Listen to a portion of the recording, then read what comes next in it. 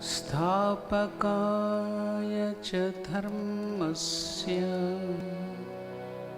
sarvadharmasvarupine avataravarishthaya Ramakrishna te namaha.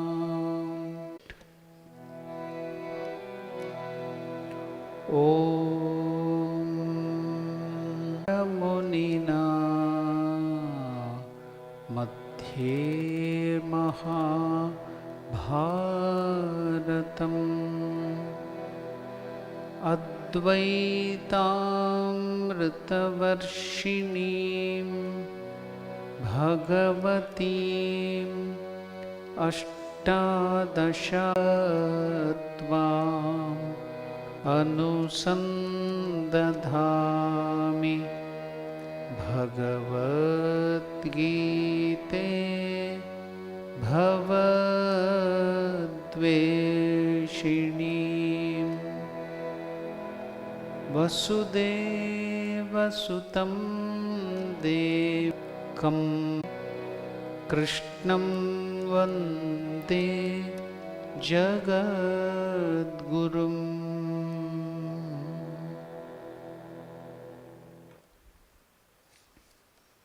We were studying the 11th verse, going to the deeper meaning of that verse.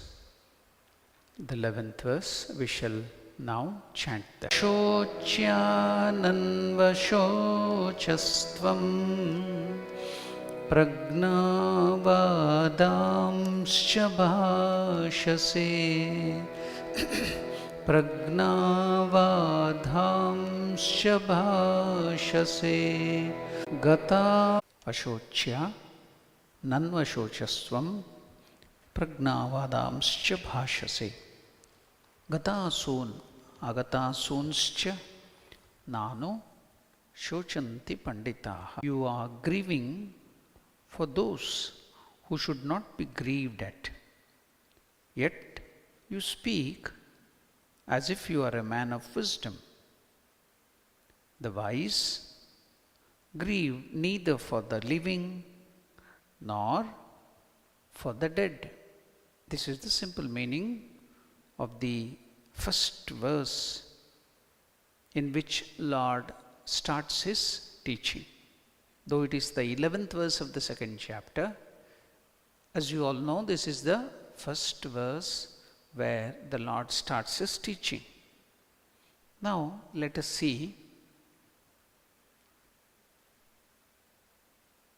a man is grieved. Why does a man get into that mode of grief? A man or woman is grieved when he classifies his objects and people or persons into two divisions. What is that? One's own and not one's own. Such as our kinsman and not our kinsman, of our caste and not of our caste, our race, our country, of not our country, of our stage of life and not of our stage of life, our followers and not our followers.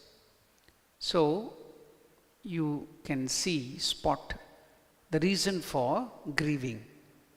When you make this difference between things and people as our and not ours, the whole thing starts. Why? We have a sense of mine, attachment, love and desire for those and that thing whom we regard as ours or mine. For example, You'll be watching the TV. There will be a big catastrophe, maybe accident or something. What will you do when people are dying there, the fire is raging or something is going on? You will bring popcorn, tea in front of the TV, and you will be munching it and sipping the tea and watching it and discussing about that catastrophe or the pain or the people who are dying there. But suddenly catastrophe or something like they belong to your place. Then suddenly the whole scenario changes. Earlier you were a witness enjoying that catastrophe or the sorrow or the pain of all those people sipping coffee or tea or Coca-Cola or whatever and eating some things there. But the moment you come to know that they belong to your place, then suddenly the whole scenario changes. If some special items, very delicious thing is bought, you will push it away and tell, no, stop, something is serious. Then you will start working, they belong to our place. Then after that, when closely watching that, see that they are your neighbors, then your grief or your tension and anxiety increases. Then finally you will come to know they are your family members. Then the whole thing changes. Earlier you were just enjoying the whole catastrophe with a cup of coffee or whatever and some eatables, and you were a witness. So that is the root cause of all the grief or miseries as ours. Through these, a sense of mind and desires, etc., faults such as grief, worry, fear, perturbation, commotion, and strain, etc., arise. The root of all you have to analyze. God has given us intellect. No other animal has been given this special talent. We can think, we can discriminate between the right and the wrong, good and the evil, everything. So let us use that faculty. Most of the time we don't use that at all. That's why it has become defunct like many other organs. When we don't use it, they become defunct.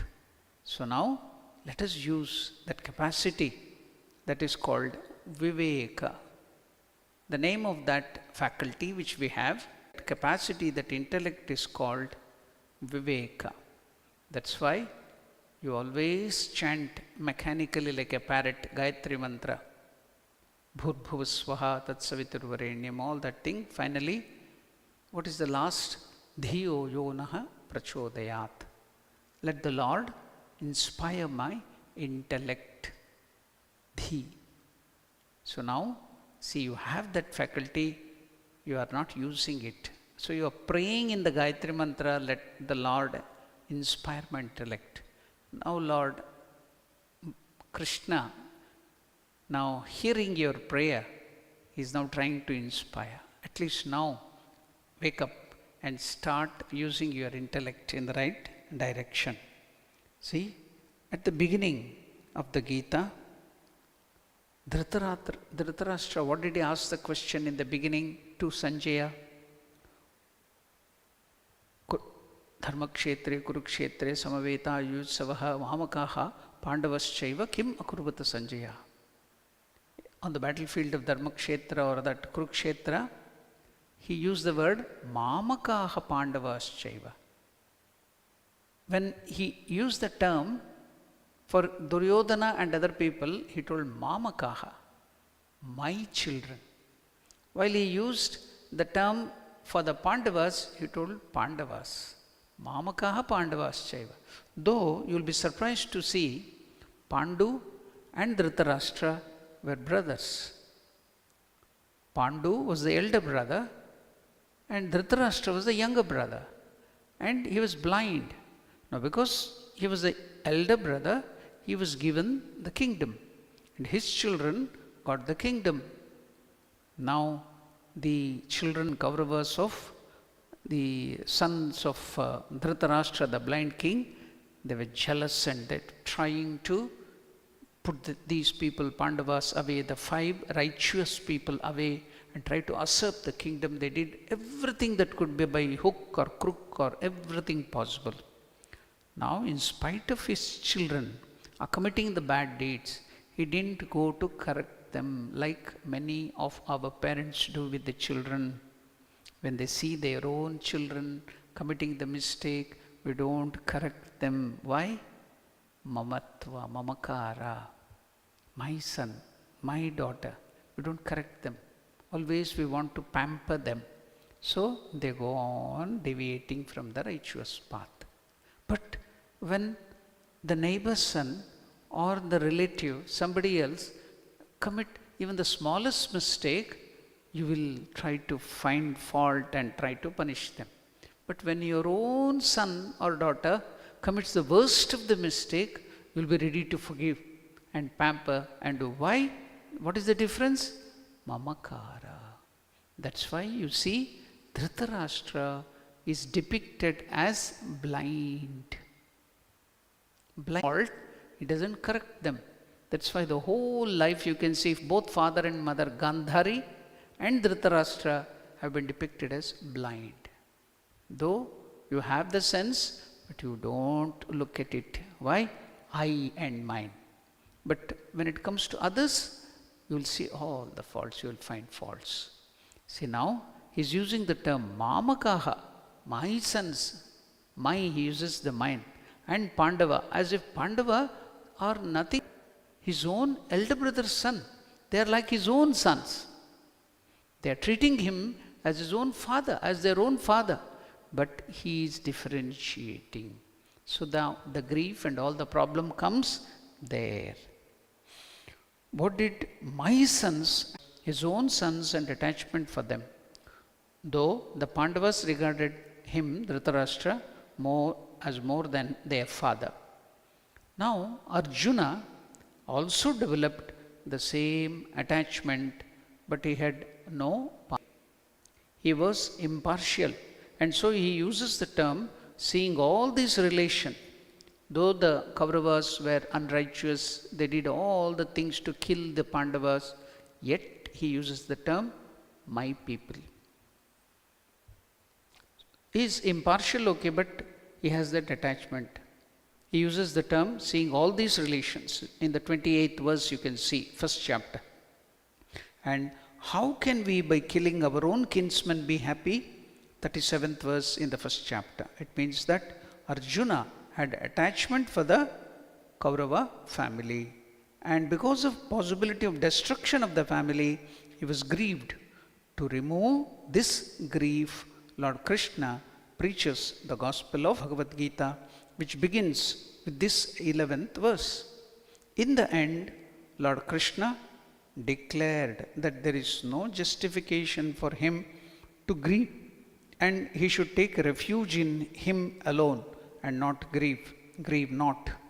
See, many places in Bhagavad Gita, Krishna is telling, through those words to Arjuna is telling all of us, do not grieve, do not grieve. So many places it will come. See, the first place, do not worry, you should not worry, you should not worry, you should do your duty. Do not worry, worry will not solve the problem. You have to take this, because these are not words of Tom, Dick and Harry. These are words of the Lord. The Lord is telling, so take it seriously. Do not worry, do not worry. See, even in this 18th chapter, 66th verse, again he is telling, do not worry, grieve not. What is it telling? Declares that there is no justification for Arjuna to grieve, and he should take refuge in the Lord, in him alone, and not grieve. The reason is that dependence on the world leads to grief, while supreme or exclusive devotion to the Lord leads to the state which is free from fault, such as grief and worry. Now, we are analyzing this particular verse scientifically, logically, and we are taking it, connecting it to our own life. That's why I am giving examples so that we can understand this better. Now, in this word, one some of the words are used. Ashochya. There are two things in the world. What is that?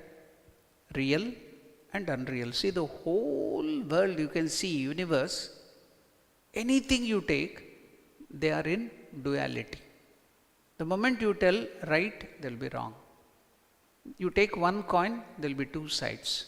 You take heat, cold. Whole universe or the world, everything internal, external, is always in dualities.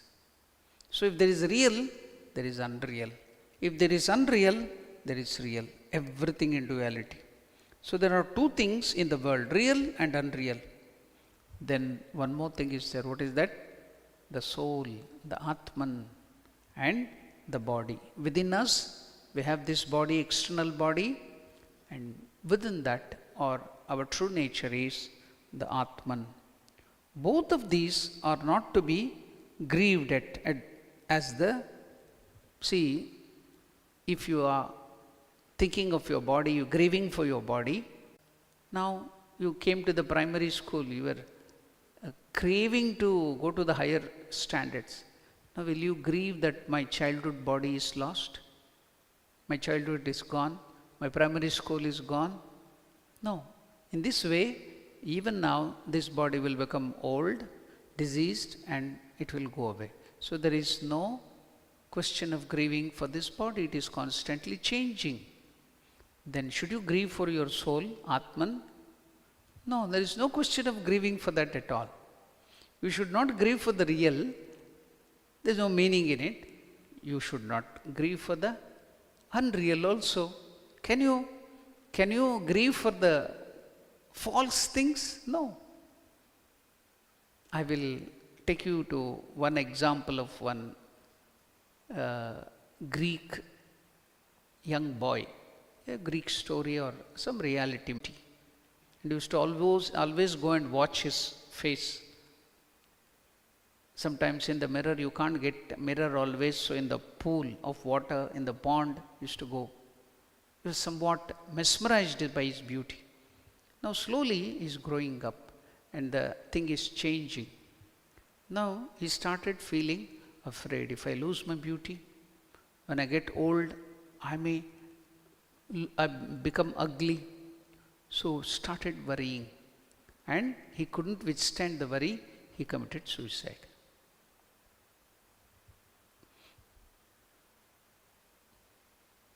I have read about that story in some Greek philosophy or something. See, there is no point in worrying for the unreal. There is no point in worrying for the real. Why should you worry for the real? Because nothing happens to the real. You should only worry that you have not realized your reality. That's all. That is the only worry. It should not be worry also. You should put in the effort to find that. That's all. So now, there are two things in the world, real and unreal, the soul, the Atman, and the body. Both of these are not to be grieved at, as the real is imperishable. It will never get destroyed. So why should you worry?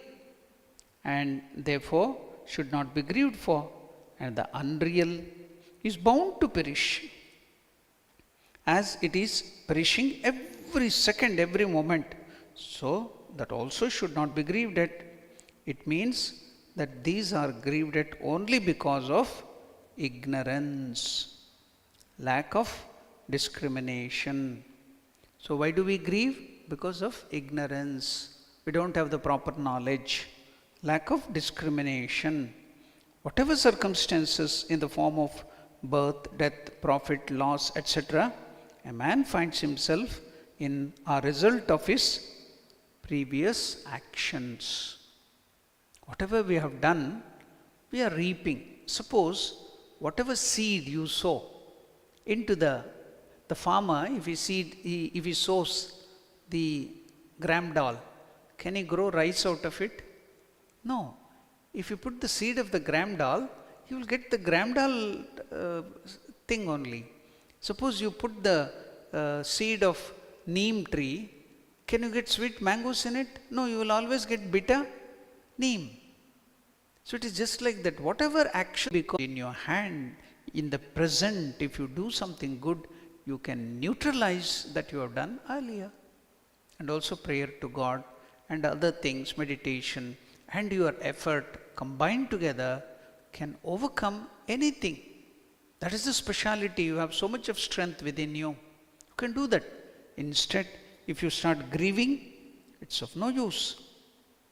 Whatever circumstances in the form of birth, death, profit, loss, etc., a person finds himself in are results of his previous action.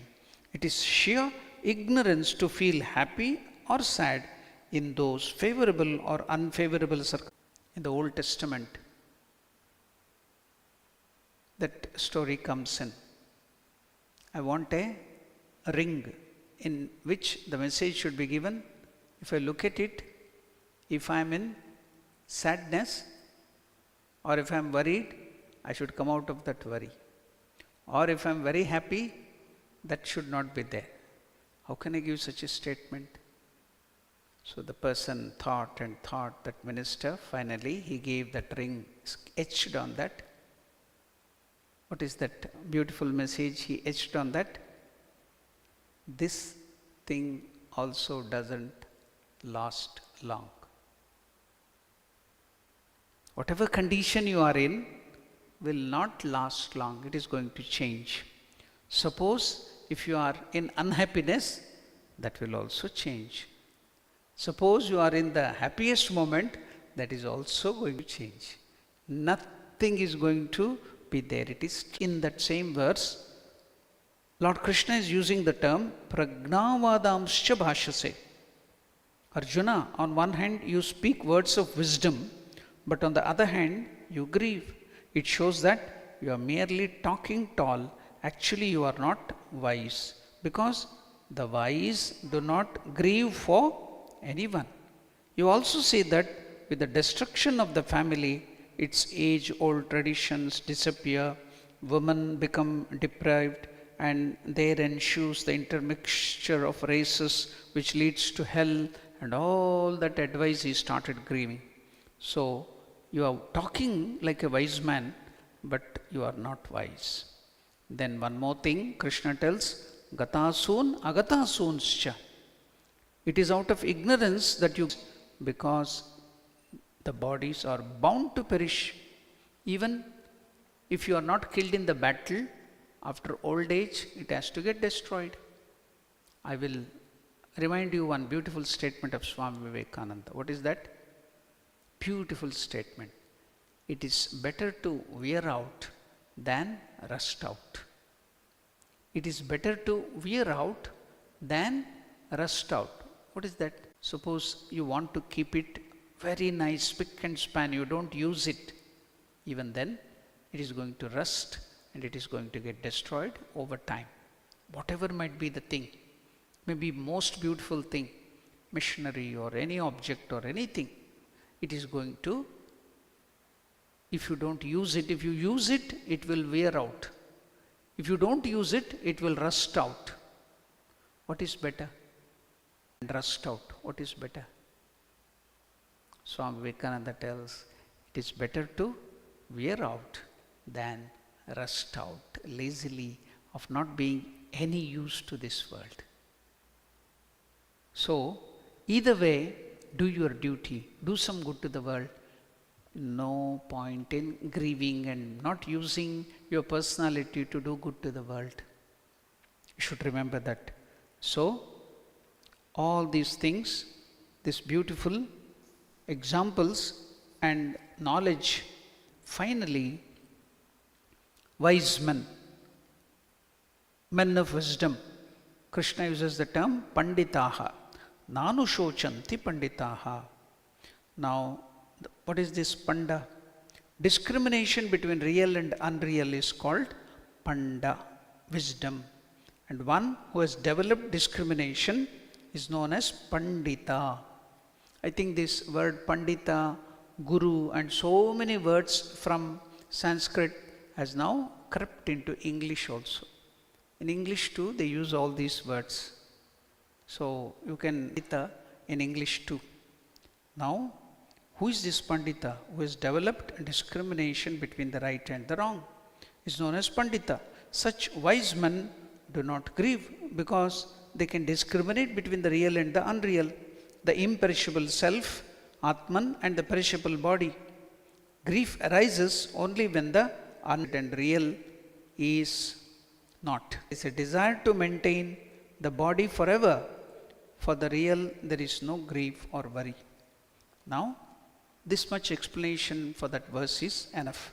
But now the question arises, why did Krishna start his teaching to Arjuna by giving knowledge or discrimination? Is there any reason for that?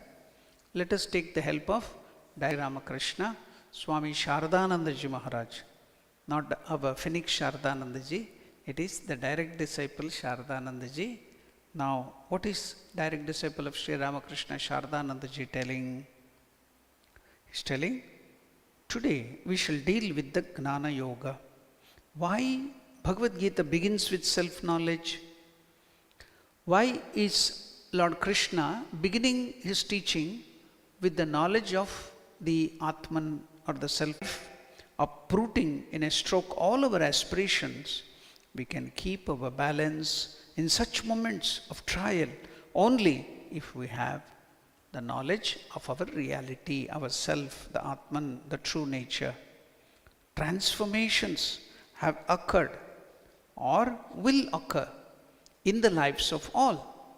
In Arjuna's life, this great battle brought about the transformation, attainment of self-knowledge under the guidance of Sri Krishna. Arjuna overcame this great crisis in his life easily and was able to uplift himself. But there have indeed been many who have lost their way in similar circumstances, degrading themselves and plunging into the jaws of death. That is why Bhagavad Gita begins with the teaching of knowledge of your true self.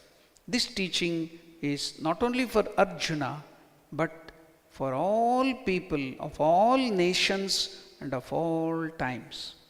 Now you can ask Sri Ramakrishna to the knot of your cloth, the hem of your cloth, knowledge, and then go on doing anything in this world, Sri Ramakrishna tells. What is that? That is why Sri Ramakrishna said, get a firm hold over the knowledge of non-duality and then do as you like. He gives the example in the villages in India. You know, the mothers will have the sari, the end of the sari, whatever, what would they do? They would tie, even the men also, they would have uttariya like this. They would tie to the edge of the cloth something valuable.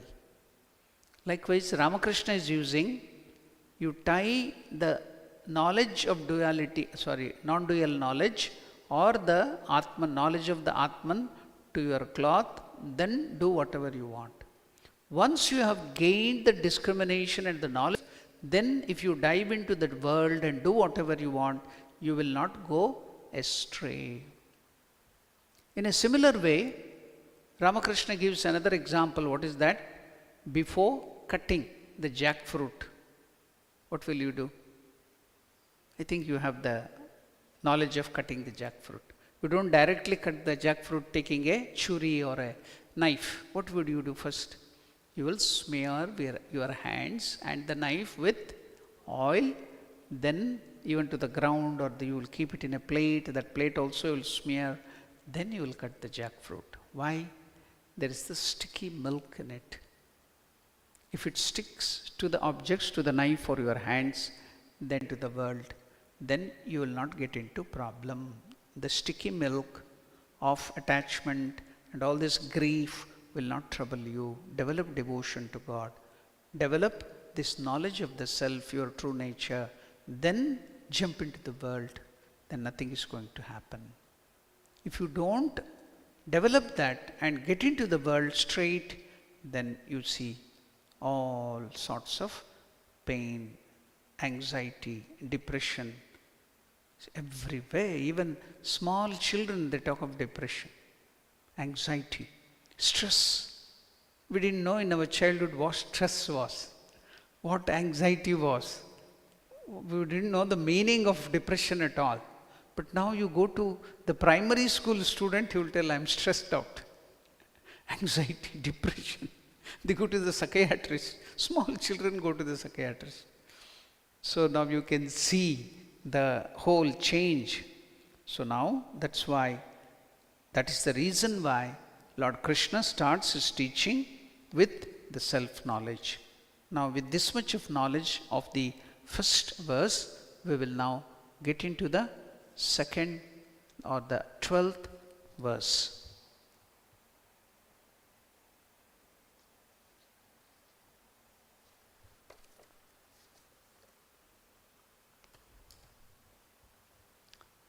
We shall chant the 12th verse of the second chapter. Natvevaham jatunasam natvam neme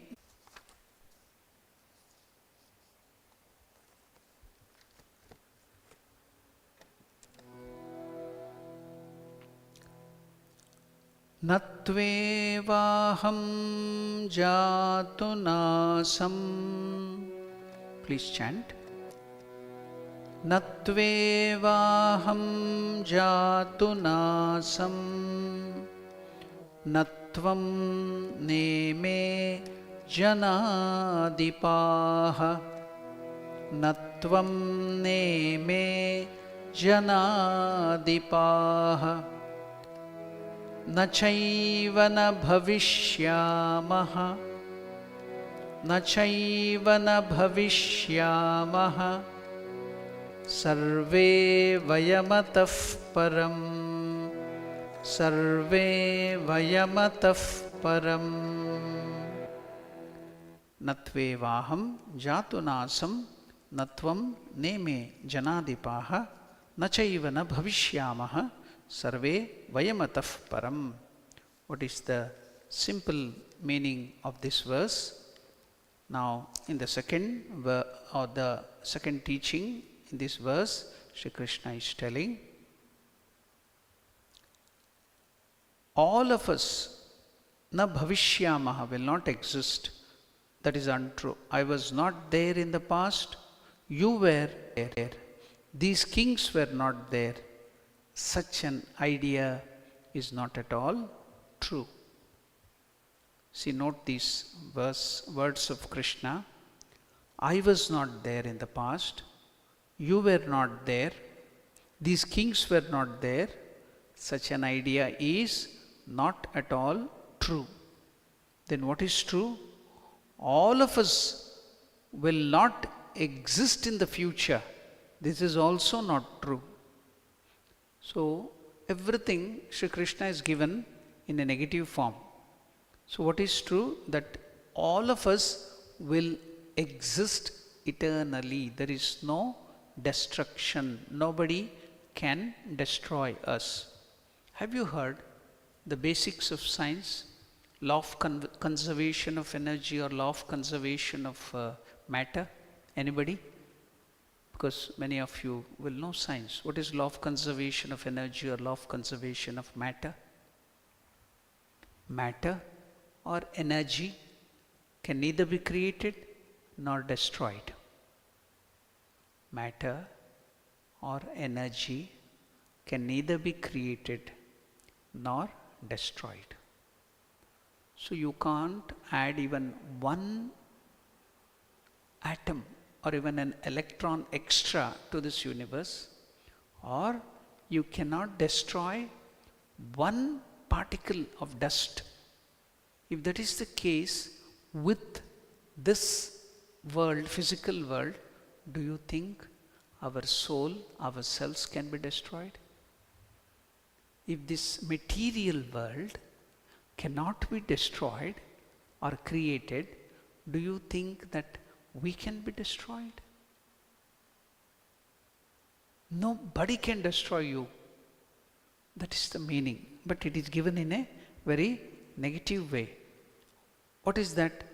I was not there in the past. You were not there in the past. These kings were not there in the past. Such an idea is not at all true. That means all of you existed in the past. All of us will not exist in the future. This is also not true. That means all of us will exist in the future too. In the past we were there, in the future we will be. That is the idea. Today I gave the example in the morning while I was talking about Sri Ramakrishna, because today is Sri Ramakrishna's birthday. You know, one of the direct disciples, Swami Akhandanandaji Maharaj, he was the president of the order Ramakrishna Math and Mission at that time. It was the centenary of Sri Ramakrishna's birth centenary. So they were asking him to write a message, president's message, for the souvenir or the brochure or something like that. Now, Akhandanandaji Maharaj postponing it. He would not give. When the trustees, the other officials, that is the other young Swamis, the general secretary, they were pestering him, please Maharaj, give now. The celebrations are coming fast, we need it.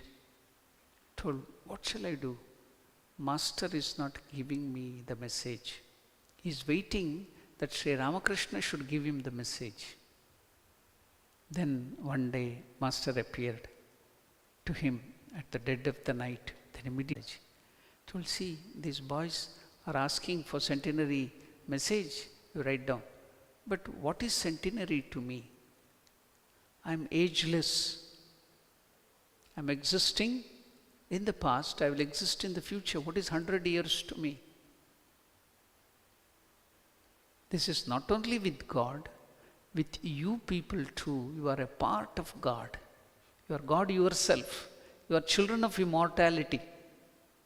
If your father is immortal, do you think you will be mortals? When you have come from God, you are a part of God. Do you think you can be destroyed if God cannot be destroyed? If Master is ageless, he existed in the past, do you think being his children you will die? No, you will never. Nobody can die. So give up that fear. That is the message of Krishna here. You will not die. You existed in the past, you will exist now, you will exist in the future. That is the meaning here, though it is negatively given. So Ramakrishna told, what is 100 years for me? You are telling centenary message. There is no beginning and there is no end for me at all. You want 100 years message from me? But okay, since they are asking, you take down. He gave that message, it is there. Another day I will take you through that. That's a different thing. But now let us enter into this beautiful verse.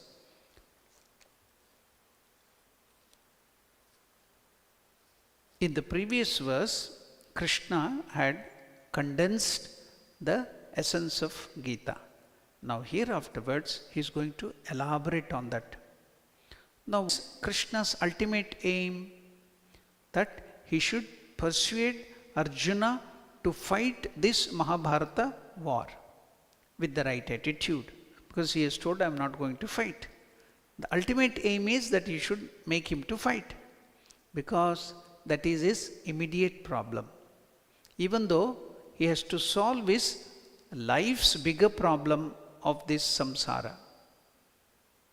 Now we can divide problems in two ways. You think problem of Arjuna, but there is one more problem. He has to solve his life's problem. There is immediate problem, whether to fight the battle or not. So that is called incidental problem or topical problem. And what is the other problem? Another is fundamental problem. So problems are two kinds.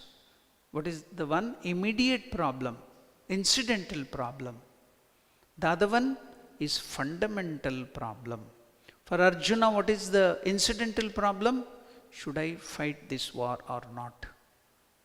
What is the bigger problem? The universal problem or the fundamental problem? To know the reality of his self and the self which is present in everybody. Now, immediately Arjuna is facing the incidental problem. What is that? Whether to fight or not. It is incidental problem because this problem was not there at all time. Previously, he has fought many battles. He has killed many people. He had even fought with Lord Shiva. When he went to tapas in the Himalayas, Shiva disguises himself like a hunter and there will be a fight. And he was knocked down by Lord Shiva. Shiva knocked down Arjuna unconscious, but he was happy the way he fought. And he gives him a Pashupatastra. All that story is there. So he has fought so many times earlier. And he has killed so many people, to so many demons earlier. So this is not a big problem. It's an incidental problem. Now he is facing this problem of fighting. For Arjuna, now this, whether should I fight in the battle, is an incidental problem, whether to fight or not. Why is it called topical or incidental problem? Because the problem was not there at all time. Previously, he has fought many battles. He never had this conflict earlier. Not only that, this problem is not universal. We do not have the problem of fighting battle. No. You don't have to fight a battle, so it's not a universal problem. We do not belong to any army or any other police force. Though in the family you have to fight with your wife or husband or whatever, that might be different. So the fighting will be there in the family. But you need not go and fight in the battlefield. That is only the problem of the Kshatriya. So this is incidental. Then the incidental problem triggered a deeper problem. And what is that deeper problem? That of attachment and sorrow, grief.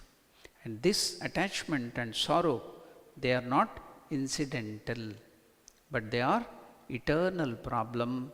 Not only they are eternal, they are universal problems. See how you can understand so nicely, be analytical, and that's why, see, use your brains, use your capacity to discriminate. We never thought of this at all. Because we are studying Bhagavad Gita, now we can think of all these things. Otherwise, we thought all the problems were the same. So the attachment and sorrow, these are not incidental, but they are eternal and universal problem everybody is facing. So this is the cause of this, all the other problems. So one is incidental and another is fundamental. Krishna has to solve now both the problems of Arjuna, and that will solve all the problems of ours too. Krishna is taking 3 lines of discussion, a 3-pronged strategy to make Arjuna fight this war. One is from philosophical angle, that is Gnana, knowledge. He is trying to solve the higher problem. And the second is from ethical angle, from the ethical point of view.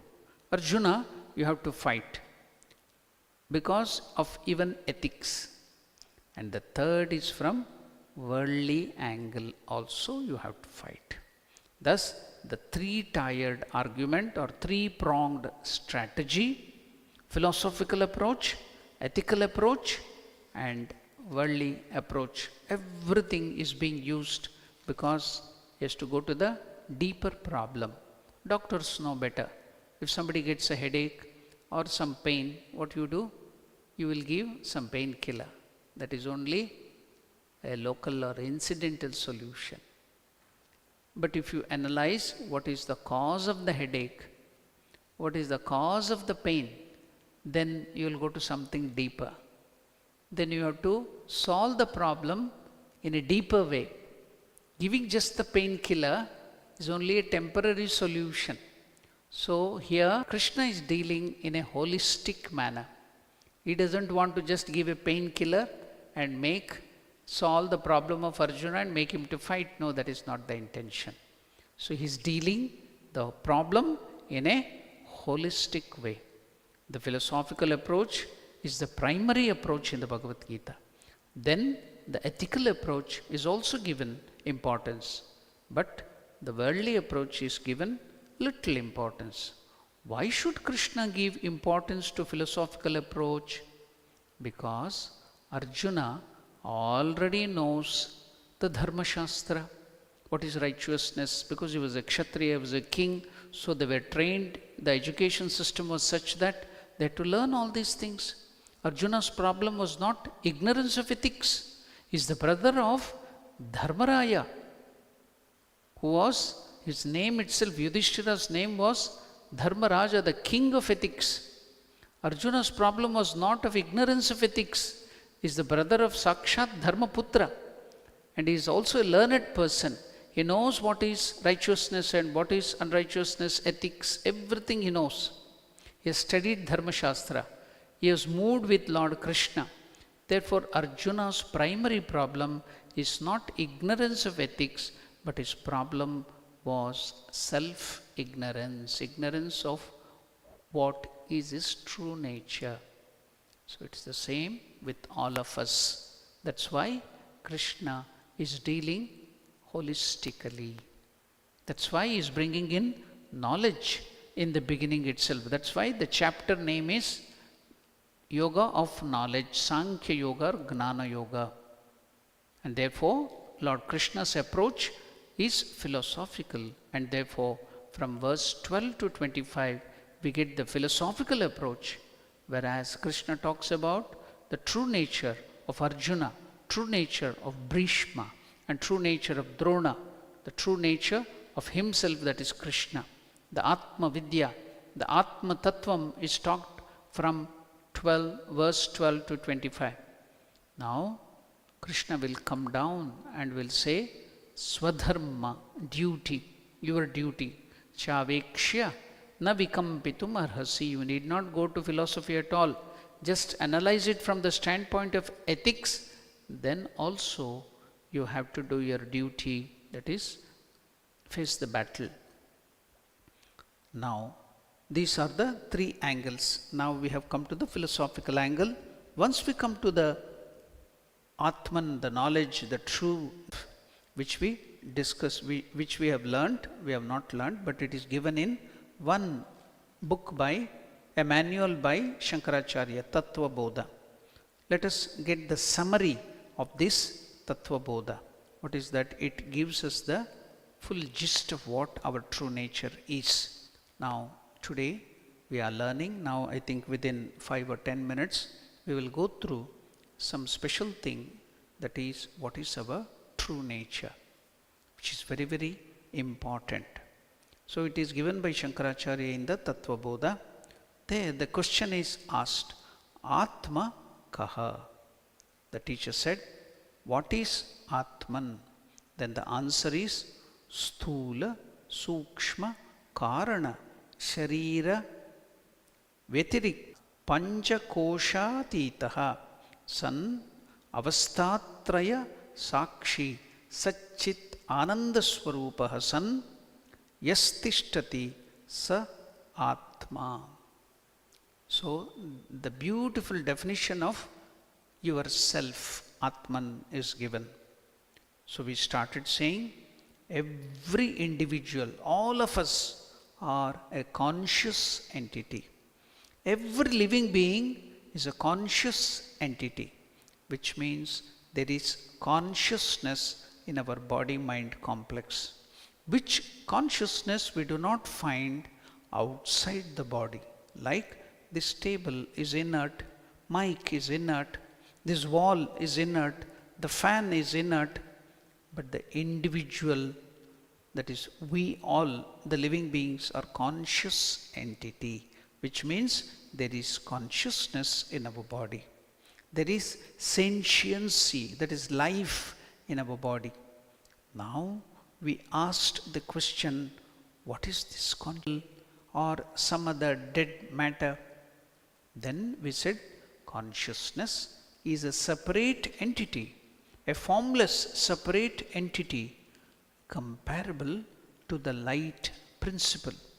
It can't be light itself, comparable, because we have to give similes and metaphors to make understand what is consciousness, because it's a very, very high principle, difficult to understand. So you have to give some examples. So this consciousness is comparable to the light principle. But note it, it is not light itself, but it is comparable to the light principle. That is what we have to learn. This consciousness is not a part of the body. It is not a property of the body. It is not even a product of this body. Consciousness is not a part, not a property, not a product, but it is a separate entity which pervades and enlivens your body. Exactly like what? We have given the example of light. Light is not the part of the body. Light is not the property of this body. Light is not even a product of this body. On the other hand, light pervades my body and makes this body visible. If you don't have light, can I look at this hand of mine? No. So the light pervades my hand. But is the light a part of this hand? No. Is light the product of this body? No. But it makes my body visible. When you are seeing the hand, you are seeing two things. One is the hand, another thing is the light. It is intimately on the hand, but it is not a property, but it is not a part of the body, this light, hand. This is the first lesson we should learn. Then we said that this separate entity called consciousness is not bound by the limitations of the body. Just as the light is not bound by the limitations of the hand has got spatial limitation. What is spatial? It is limited to the space. But the light pervading the hand is beyond the hand also. Hand has got boundaries, but the light does not. So also consciousness, which is the property of Atman, your true nature, that is not bound by space. So now you have to use your brain, scratch your brain a little. Otherwise, you will feel bored. Get sleep also. So this is very interesting. We are now dealing with the true nature of yourself. The quality of yourself is consciousness. So we are now trying to understand the consciousness with the example of the light. Now we are understanding consciousness is separate entity. It is not bound by limitations of the body, just as the light is not bound by the limitations of the hand. Now your hand or the body has a spatial limitation, but the light pervading the hand is beyond the hand also. Hand has got boundary, but the light does not. The consciousness survives. What is the second lesson? Consciousness is not bound by space and also time-wise limitation. Now your body perishes, but consciousness which is within will not get destroyed, it will not perish. This is the second lesson. What is the third lesson which we have to know about the consciousness? When the hand is removed from here, even though the light continues to exist there, only thing is you are not able to see the light because there is no continues there. But when the hand is removed, it is not visible. So when there is hand, there is visible light. When there is no hand, there is no visible light. But there is light which is invisible.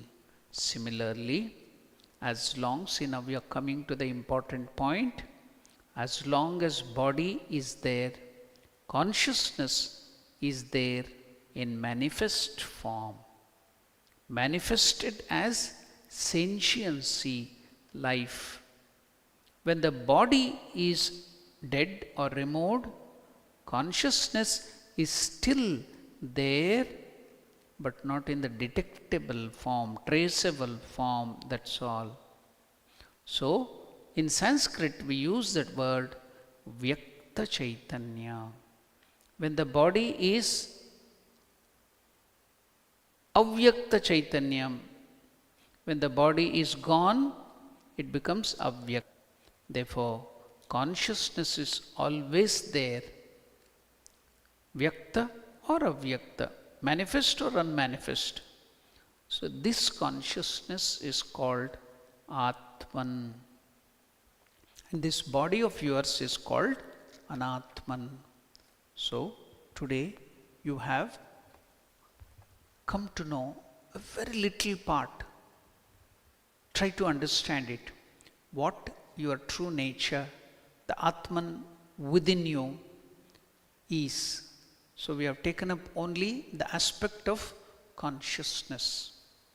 Now, as we told, defined Atman with very minimum 3 letters or 3 words. Our scriptures define it as Sat Chit Ananda. Sat is infinite existence, absolute. Then Chit, infinite consciousness or knowledge, absolute. Ananda, infinite bliss, absolute. So we have taken only the consciousness part and trying to understand Atman, the self. So now, taking the help of the light, we studied what this consciousness is. So the body, even while it is existing, the consciousness is manifesting as life. But when the body dies or destroys due to accident or is killed, then the consciousness is still there, but it is in the unmanifest form. We took the example of light and the hand. Now we see the hand. Because of this hand, the light is manifest, it is reflecting.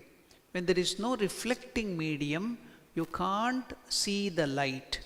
But do you think the light doesn't exist there? No, light is still around everywhere. But because there is no reflecting medium, it is not manifested, it is invisible. Likewise, our Atman or consciousness which is within now is manifested now in the form of life when we have the body. When this body goes away, dies, or it is killed in accident or whatever it might be due to various reasons, then what happens? Does the Atman also die? Your true nature die? No. It is still there, but it is in the Avyakta form, invisible, untraceable, undetectable form. So, Atman or your true nature doesn't die. You don't have death. You are imperishable. You are eternally living. That is your true nature. For today, this much is enough. Otherwise, you will get confused. Already, you may be tired of thinking about your true nature. We will freshly take up the study of this Atman, your true nature or consciousness, which is very, very important in the next session, because we will give some other examples. We will take it through different ways and make you understand, because this is a matter of meditation. It's very useful to meditate on yourself. What is your true nature? So that's why you have to understand the qualities, the other things of your nature, the Atman, the Parabrahman. So that itself is God. That is also the true nature of God. So we will take the steps and different example and try to understand. Now maybe you got a small inkling what is Atman, how it still exists after the body goes. So I gave the example of the light and the hand, and with the comparison of the light, but you should not get confused to light, just like some bulb or something. When somebody tells that he fought like a lion, you should not ask that where is the tail, where is the claws, and where is the teeth and other things. Only it is a comparison. So consciousness and Atman is much, much more, what you call, beyond and much, much more greater than light also. Light is also, our Atman is much superior, 1,000 or millions times superior to even light. Only we took the example of light to get more clarification, that's all. So one aspect of Atman, its indestructible nature, has been thought of today. We will think of that true nature of Atman. Now you should be very, very careful, because after some time you will start identifying, shifting your identity from the body to your Atman. That is meditation on the self. That is true meditation on God. So first we will separate the body and consciousness. Then you have to identify all the times. That is many famous, the scripture about that is Drishya Vivek. I think it's very popular. Swatmaramanandaji had made it very popular. So that process should be followed here. Drishya Vivek. So the seer and the seen. Now first we are going through the qualities and we will separate it. After the separation, we identify with it too. So that's really interesting. You will see as we, this much is enough. Om Shanti Shanti Shanti Harihi Om Tat Sat. We shall now chant one verse from the meditation on Bhagavad Gita.